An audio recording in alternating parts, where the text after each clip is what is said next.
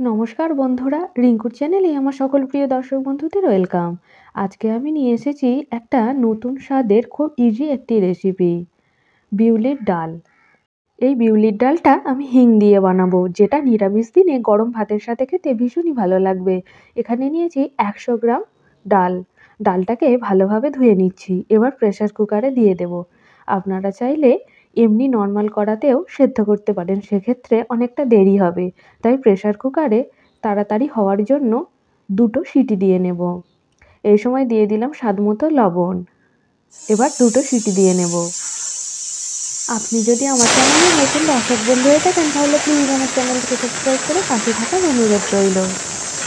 বিউলির ডালটা সেদ্ধ করা হয়ে গেছে। বিউলির ডাল তো অনেকভাবেই রান্না করা যায়। আজকে আমি খুবই সহজ পদ্ধতিতে অল্প কিছু উপকরণেই বিউলির ডালটা বানিয়ে দেখাবো। এর স্বাদ হয় অসাধারণ। কড়াতে দিয়ে দিচ্ছি 1 চা চামচ সর্ষের তেল। তেলটাকে বেশ ভালোভাবে গরম করে নিয়ে ওর মধ্যে ফোড়নের জন্য দিয়ে দিলাম 5 ফোড়ন আর শুকনো লঙ্কা। ফোড়নটা থেকে সুমিষ্ট গন্ধ বেরিয়ে আসার পর ওর মধ্যে দিয়ে দিলাম 1/2 চামচ হলুদ গুঁড়ো। দিয়ে দিলাম অল্প একটু ডালের জল। এবার হলুদের কাঁচা গন্ধ চলে যাওয়া পর্যন্ত হলুদটাকে কষিয়ে নিচ্ছি। হলুদের কাঁচা গন্ধ চলে গেছে। এইবার সেদ্ধ করা ডালটাকে দিয়ে দিলাম।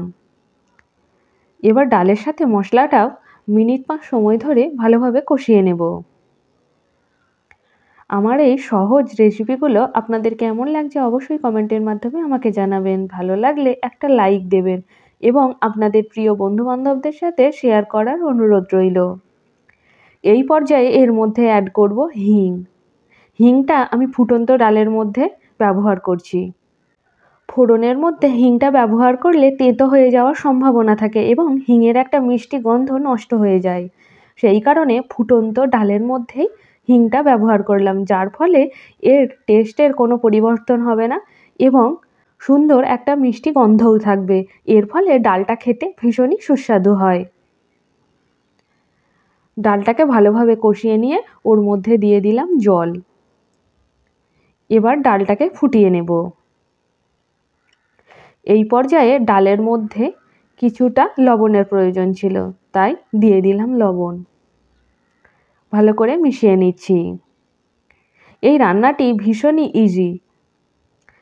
তৈরি হয়ে গেছে হিং দিয়ে বিউলির ডাল। এবার আলাদা একটি পাত্রে নামিয়ে নিচ্ছি। এবার নিরামিষ দিনে গরম ভাতের সাথে পরিবেশন করুন বিউলির ডাল। আমার আজকের এই রেসিপিটা ভালো লাগলে লাইক, শেয়ার এবং চ্যানেলটিকে সাবস্ক্রাইব করার অনুরোধ রইল। Thank you.